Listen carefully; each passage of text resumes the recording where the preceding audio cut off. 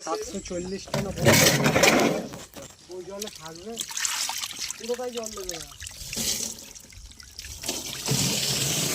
জলটা আছে কি খারাপ হবে কত বড় সুন্দর এটা চালা মাছকে ছুড়ে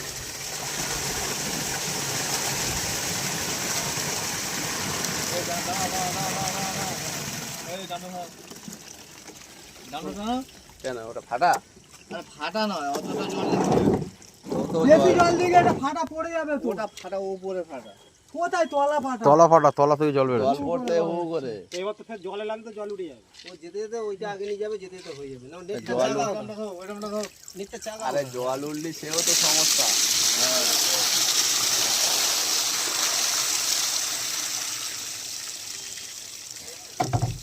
রাম করে নিয়ে যাও রামটা